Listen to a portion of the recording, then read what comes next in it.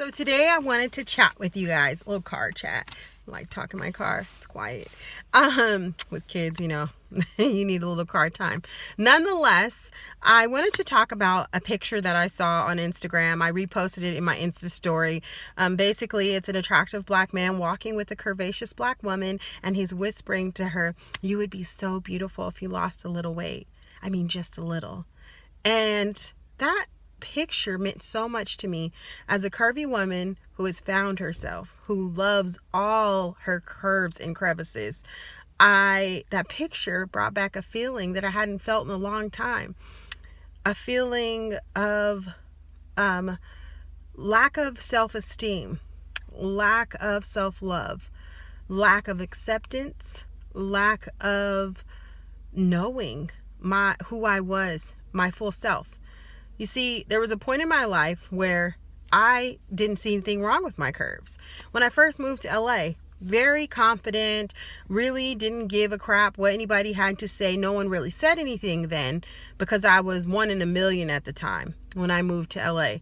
And a friend of mine, Mel, he was like, "You know what I love about you? The way you carry yourself, you're so confident." And then over the years of living in LA, when body started to be so big of a deal to get in the clubs, and it became the superficialism, that I started to hate myself because I would have girlfriends who would go out and wouldn't invite me with them because they didn't think I fit the ideal model type woman. I then began to stereotype women the same way, which isn't nice. And over time, I found a new appreciation for my body. And I'm saying all this to say that post meant so much to me because it showed me how far I've come. How far I've come in accepting every curve and every roll. And every day is not the most blissful experience with my body. But I look in the mirror and I say, damn, I'm beautiful to me. To me. I don't really care anymore what anyone thinks or what kind of magazine I can get in, because at the time I was modeling and that mattered a lot. Now my body type is oversaturated because everybody's going to buy it. So it's not even a unique body type, and mine is 100% natural. So I went through this whole thing where I was trying to be perfect model body because I was then competing with women who were paying for my body, but they kept all of their other parts. And so it tore me down. And I wanted to share something that I started doing that helped a lot. I stopped looking at other women's pictures. I stopped looking at other women's pictures because what we do deep down, and we don't realize, and when we look at other women, we compare ourselves to them. We pick it apart. Oh, I like how she has that. Oh, I wish I had that. Oh, but look, she's got that. And you spend more time and energy on someone else instead of focusing on what you do have and learning to love it and spending moments where you just caress every crevice of your body. Doing those kinds of things will help you learn to love and accept who you are. I had to get to that point. I feel like it was a breaking point. As I came into consciousness and awoke, I started to see that I was placing all of the wrong energy on the wrong things. And your body is just a shell. It is 100% not who you are.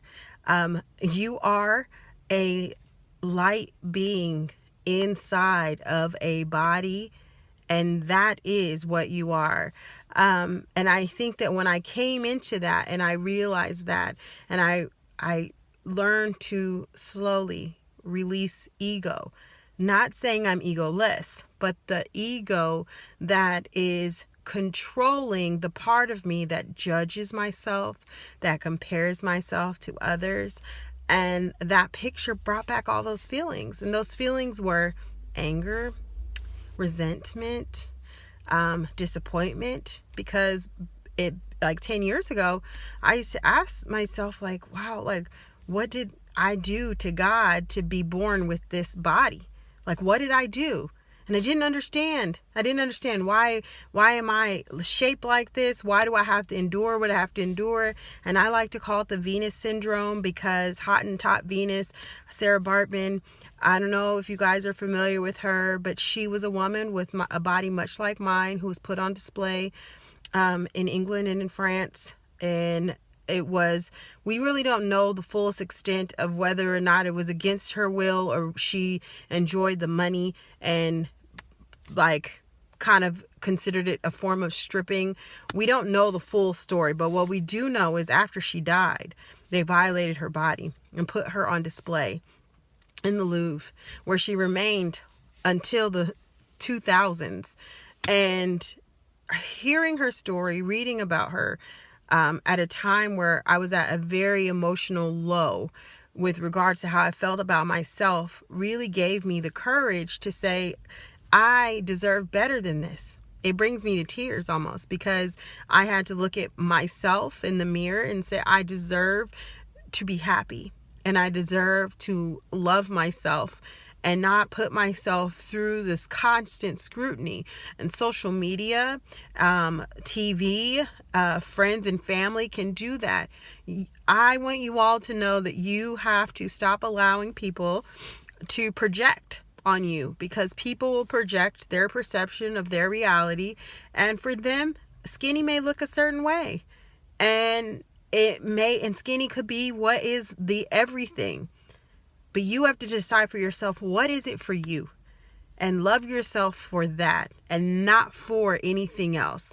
I'm sorry, I'm like extremely emotional because it's a really tough topic for me. I feel like people don't talk about it enough, about what women, especially Black women, go through to feel accepted. And this is definitely one thing. And seeing that picture on Instagram yesterday triggered a lot of emotion. And I just wanted to feel them, identify them, reflect on them. And I would love feedback on, what you guys think. I'll post the picture at the end of the video and the beginning, and just share. Let's dialogue on how you felt when you saw that post. And were you a person to have said that to a person before? Do we take into consideration what that could mean to a person by saying that? I have one aunt who literally would say that to me all the time. And I used to be like, well, I don't really feel like I'm fat, but my aunt would tell me I was fat every day that she saw me. And then when I had my daughter, she just projected it on her. Oh, you need to lose a little weight. And it's like, but who were you? Who are you to tell someone that they need to lose weight? Who set the standard for weight? Because I'm quite sure that I can outwalk half the people that are watching this video. And I mean walk because I can't really run, bad knee, nothing to do with my weight.